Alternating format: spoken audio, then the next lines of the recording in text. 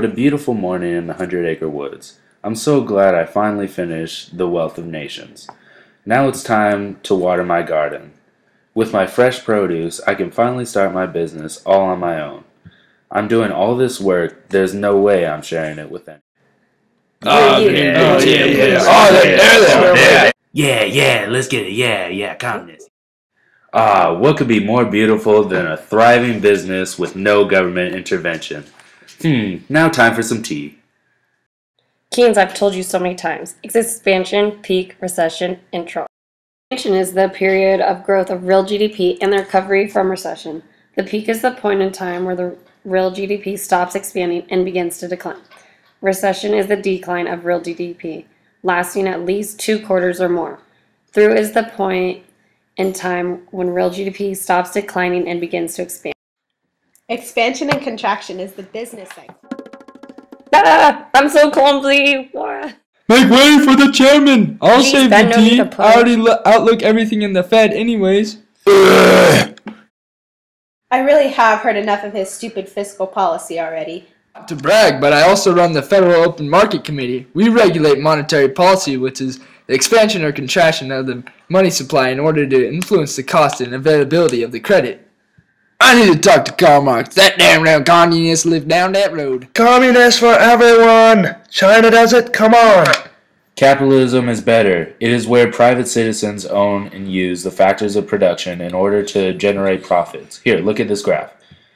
There is only one price level at which quantity demanded is in balance with the quantity supplied, and that price is the point at which the supply and demand curves cross.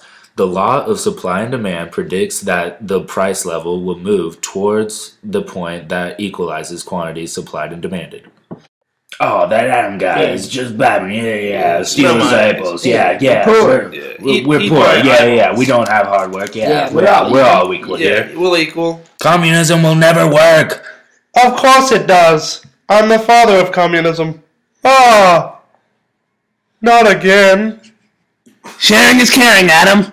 Stop. Come back with my resources. Carl, look what you've done. No complaint is more common than that of a scarcity of money. You're so selfish, Adam. We're all in this together. No, I worked hard for this business. I deserve the reward. But according to my Communist Manifesto, the history of all hitherto existing societies in the history of class struggle. I want you out of here this instant. Go back to Russia. Classless society is bound to prosper, Adam. Well, I personally think government should spend money to boost the economic activity. I don't know why he doesn't understand the laissez-faire policy. Private parties should be free from state intervention. Don't be sad, Adam. Come on, I'll show you how I run the central bank of the U.S. Let's go convince Carl to be reasonable. I help standardize the measurement of GNP. You see, measurements of national income deal with matters that are the center conflict of opposing social groups. Look at this graph.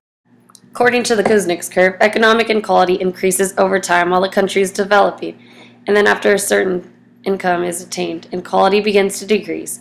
This is explained in my book, Secular Movements in Production and Prices. I see what you're saying, Simon, but the communist society is classless and stateless, based upon the common ownership of the means of production with the free access of articles of consumption. This will be the end of economic exploitation. Take this graph for example. In China, the economic relationships no longer determine the society. Scarcity, which is a combination of scarce resources and people's unlimited wants, no longer is a factor, which is why their composite index is greater than the U.S., who is dwelling on capitalistic ideas. I'm done with your nonsense. I can't take it anymore. Yo, Kuznets, you forgot your spoon, homie. Come back here and get it. You're useless, Carl. Absolutely useless. Ben, are you sure this is a good idea to catch the communist crows? Yes, we can catch them first, then force your monetary policy down their throat. It will be like forcing them to read The Wealth of Nations. Or, when they step on that little doohickey, it'll launch them back to China to pay Mao Zedong a visit. That whole goes to China. Personally, I think we should try to convert them to capitalism. Yeah, trampling. Yeah, bouncing. Yeah. Oh, you can't take me. Get out of my garden! This is my business, you communist! Oh no! Yeah! Yeah, tomatoes! Ben! Your trap isn't working. It's not hurting them. It's helping them. Where's Carl? We have the goods. Ben, come on. Your trap sucks. Don't step on the doohickey! I don't want to go to China. Oops. Carl, have some honey while I tell you about Keynesian economics. By a continuing process of inflation, government can confiscate an important part of the wealth of citizens. I can share with you my book, The General Theory of Unemployment, as well. I love honey, but no, I don't want to hear about your Keynes policies. I'm out of here. This is absolutely pointless. Goodbye. I'm out of here. I like to walk like I'm fancy. I'm interested in your policies, John. Explain to me. Let me show you this visual explanation, Simon. Aggregate demand is the total demand for final goods and services in the economy at a given time and price level. Aggregate supply is the total supply of goods and services that firms in a national economy plan on selling during a specific time period. Once we add stickiness to prices and give a role to expected inflation, a change in spending will not simply move the economy up or down in a vertical aggregate supply curve. See, it's pretty simple. These communists are smart. We need to think of an intricate trap. You know, I already saved the country from going into an economic depression in 2008. I can mix policies together to catch these crows. Let's throw in some cabbage and some celery and some squash and milk.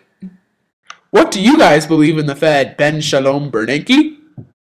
Well, first off, let's mix these ingredients together to catch these birds. Don't change the subject, Adam. Come on! Regarding your question, well, people know inflation erodes the real value of the government's debt, and therefore, that is in the interest of the government to create some inflation. Look at this graph. It shows what my position is at the central bank. See, there is me at the top of the Board of Governors. It is made up of 7 members appointed by the President to 14-year terms. We supervise and regulate the Fed. There are 12 district banks and 25 Federal Reserve banks as well. You can read more about this in my textbook, Macroeconomics. Well then, you must really know your stuff. Obama must have nominated you for a second term because of it. Yeah, I'm pretty great. I love myself. I hate all this fighting. I wish Carl and Adam would just get along. I wish the crows would just stop stealing the food. Ouch! Didn't see that coming. What a big trunk. Ah, look at that dunce over there. All right, round 3, let's go.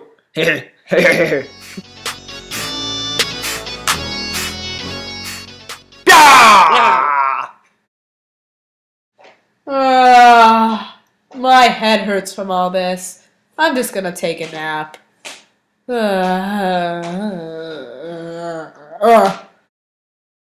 My communist senses are tingling.